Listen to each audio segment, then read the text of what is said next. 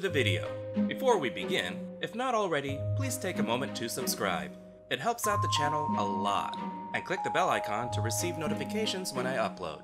Comment your little heart out. And most of all, please enjoy. Now back to the video.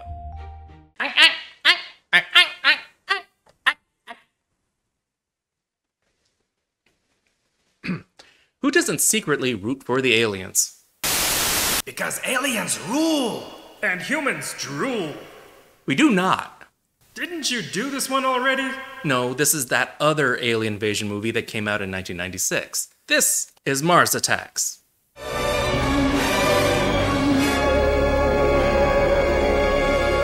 We open to a Filipino family living in Kentucky. I wonder if we're related. What is this? Filipino New Year's? I wouldn't even bother bringing it up, but you so rarely see Filipinos in big budget movies. Go Tim Burton. There is a healthy glow over yonder, and it smells like an Outback Steakhouse. Kentucky, home of the self-broiling cows. And after dinner, we can have some warm milk. Soon we discover the culprits responsible. Confirmed, Martians are dick to cows. Roll credits! The Martian invasion is already in progress. Someone alert Ray Bradbury. Oh wait, he's dead. Washington is already aware of the invasion. Jack Nicholson is the President of the United States. How awesome is that? Now, are we sure these aren't just balloons this time? Pierce Brosnan is the President's science advisor smart guy. He's sure the Martians are friendly. We know they're extremely advanced technologically, which suggests, very rightfully so, that they're peaceful. Is smoking even allowed in here? Rod Steiger is General Decker, a shoot-first kind of guy, and assumes the Martians are hostile. Glenn Close is the First Lady, and Natalie Portman is the First Daughter. Taffy, if you're going to be a pest, I'm just going to have to ignore you. Meanwhile, in Las Vegas, Jim Brown is Byron, a former boxer turned casino-costumed Adonis. Pam Grier is his ex-wife, Louise, setting up some relationships between each other. Will any of this matter later? Are you gonna care? No, not really. What better way to guarantee top billing than playing more than one role? Jack Nicholson also plays real estate conman Art. I'm not a crook. Oh, I beg your pardon. Annette Bening is Barbara, who could not be more of a polar opposite of Art. But don't you realize what you're doing? You're destroying the Earth.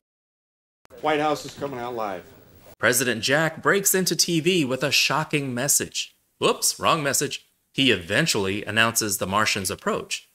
Probably because they couldn't keep it quiet anyway, and there's no way to make any money off of it being a secret. Some people are excited, some are indifferent, and some are just scared witless. And yes, that's Jack Black assembling an M14 blindfolded. Impressive, yes, but can we please remember there is a locked and loaded rifle on the kitchen table? Mitchell!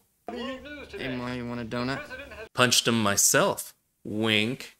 Louise's kids are cutting class to play some shitty video game, but this will prove valuable training. Yay, strong parenting. Martin Short as Patrick Bateman. You may have noticed that this movie so far has a stellar cast, and I mean big, big names. That must mean it's going to be amazing, right? Right? Sarah Jessica Parker as Natalie, talk show host and Chihuahua tamer. She gets an important interview. The science guy? Bill Nye? And by interview, we mean awkwardly flirt. I've always admired your show. Really? And by awkward, I mean cringy. Well, thank you. The interview is interrupted by the Martians, and we get our first look.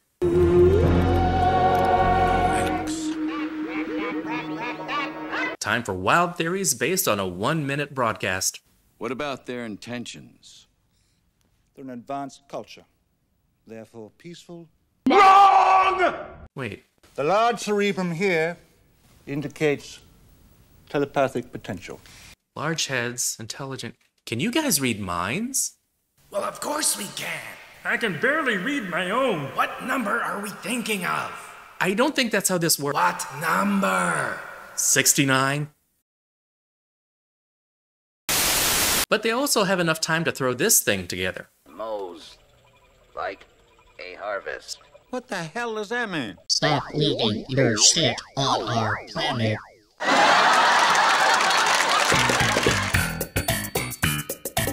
Some people actually think the Martians are here to help. I think they've come to save us. If they start offering blankets and Thanksgiving turkey, decline. If the Martians land, will the press have access? Yes, but TMZ and BuzzFeed have first crack. A landing site is chosen, and decisions need to be made. We need a welcome mat, not a row of tanks. Peacemongers, idiots! Would you please keep it down? People live here.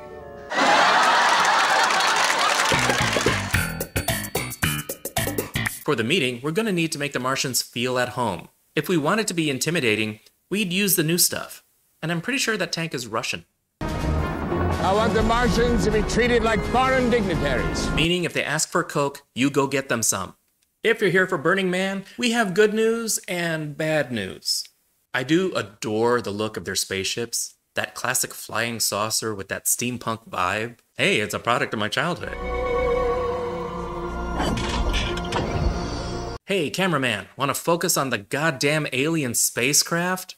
They love the slow ramp. Really gets their dicks hard. Actually, the translator does some pretty heavy lifting.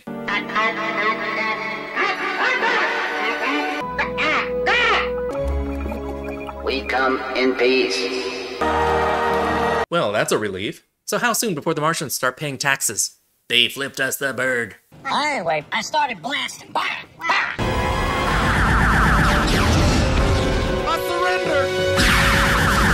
Natalie's taken along with her dog. At least traffic going home will be refreshingly light. This could be a cultural misunderstanding. The president attempts to contact him and get that diplomatic ball rolling. Their message is heard and understood. I think it's cool that someday space travel will be so easy you can just chill in your underwear. I'm not even wearing pants now, so I'm all for it. The Martians are experimenting on Earthlings. Sorry, Carrie, he's Team Samantha. The level of cluelessness displayed by some humans is incredible. The Martians land on Earth. They're gonna need a place to stay. And I kind of think that's the point. Natalie loses her head. Yo quiero cranberry juice. Jack Black gave his life in service of this country, surrendering like a little bitch. They've issued a formal apology. Which is accepted at face value, because Martians can't lie. Wait, that's Vulcans. So let's try this again. This time the Martians park right on the Capitol steps.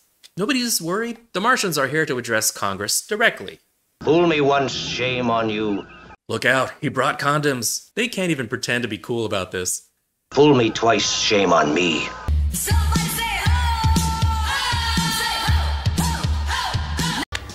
Everybody scream. Blew up Congress. Dr. Smart Guy is taken, and I'd hate to say I told you so. Hello, gentlemen. Don't worry, the big table gets here Tuesday. And let's get some more clocks in here.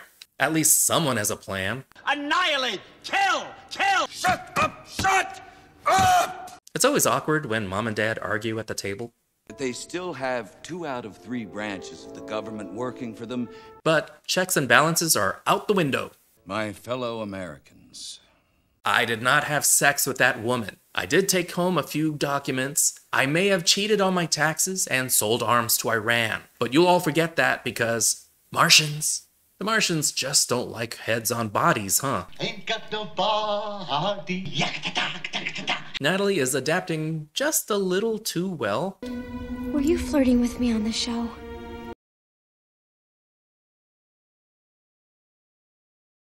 See that little jar over there? I want to give you the thing in it so bad. Lisa Marie arrives in Washington, but this ain't no tourist. Oh look, the presidential pervert.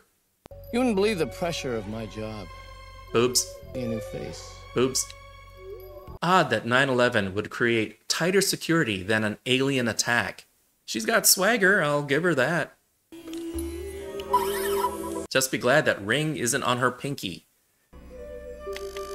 Ooh, can we see the Batcave? Apparently, Kennedy had a special room to give presidential pardons, if you know what I mean. What an idiot. This movie is telling you there is something fishy about this woman. Your tax dollars at work. Could we get that gum out of your mouth? The gum stays. You go. What a woman! We're gonna ignore the mouth isn't actually working. What, ILM run out of time? This was an elaborate assassination attempt on the president's dog. Boo! Hiss. Worry, darling.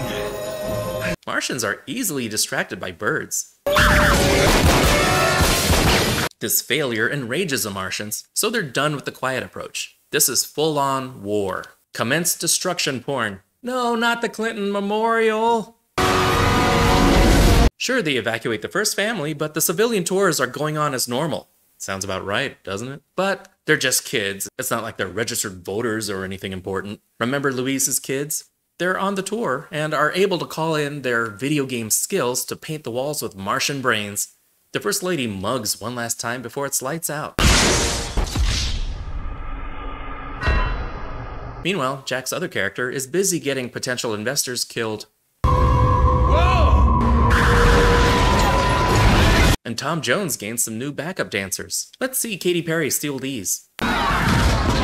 This wouldn't have happened at Blue Man Group. Byron gathers survivors to help fly home. Barb has a plane. Tom Jones can fly. Is there anything Tom Jones can't do? Is he gonna attack them with the sex bomb?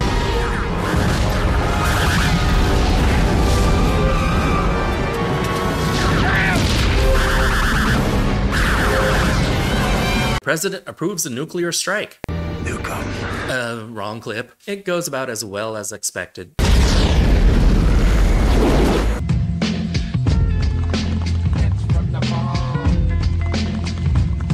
More destruction, more redecorating, some photos, there's even time to bowl a few frames.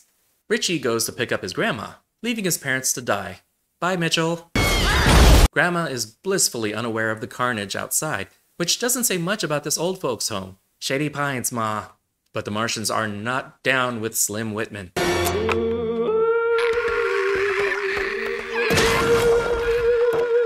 Tell him how to bring those sons of bitches down!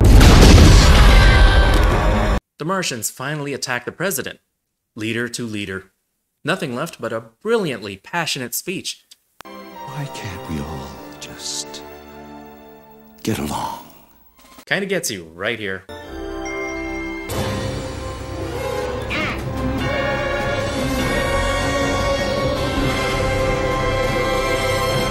The Vegas group get in a plane, but Byron buys them some time by going mano y mano. Well, it's better than getting stuck on a chihuahua's body. Blasting Slim Whitman over the radio takes out the rest of them. Luckily, this was a time when boomboxes were still pretty common. But why are the Martians still tuned in? So the takeaway from this is, violent video games and obnoxiously loud stereos will save us all. The government is totally gone, so the first daughter is left in charge. Yeah, that's how it works. Once again, Chewbacca gets screwed out of a medal. Hey look everybody, Byron's alive! And Tom Jones becomes the Beastmaster. I guess. That was Mars Attacks. Mars Attacks was inspired by trading cards director Tim Burton collected as a kid. No story per se, just vignettes of Martians pwning humans and their 60s sensibilities. Look at them. They were ruthless. So naturally, movie material. You know, in most disaster movies, you're given a couple of likable characters, and the rest are either useless, annoying, or just downright evil, just so we don't feel guilty when they get disastered. But aside from a few hero characters, every other human is a caricature of the worst of humanity. Warmongering, greedy, stupid, manipulative, womanizing, moronic, insipid, and smug. You can tell the actors had a blast playing such crazy, out-there characters. It does have a timeless yet goofy vibe that intimates a more innocent time without committing to a particular decade. The Donald and Natalie subplot is obviously lampooning the melodramatic romances of period sci-fi movies, just with the twist of him having no body and her having the body of a dog. They would be able to have about as much sex as a 50s science fiction movie. At least I hope so. The A-list ensemble cast is a who's who of 90s Hollywood. Between this movie and JFK, playing 6 Degrees of Kevin Bacon got really easy. The humans may have top billing, but the Martians own this movie. It is theirs. The humans are a framework to showcase the Martians and their outrageous attacks on Earth. And every attack needs a victim. They don't need dialogue when there's so much conveyed through body language and context. No real reason for the attack, the Martians are as two-dimensional as the cards they come from. But a roller coaster doesn't necessarily need a backstory to be fun. Elfman, no complaints here. It has a very frantic sci-fi sound. You gotta love the theremin for that vintage sci-fi sound. The CG maintains a campy look and feel.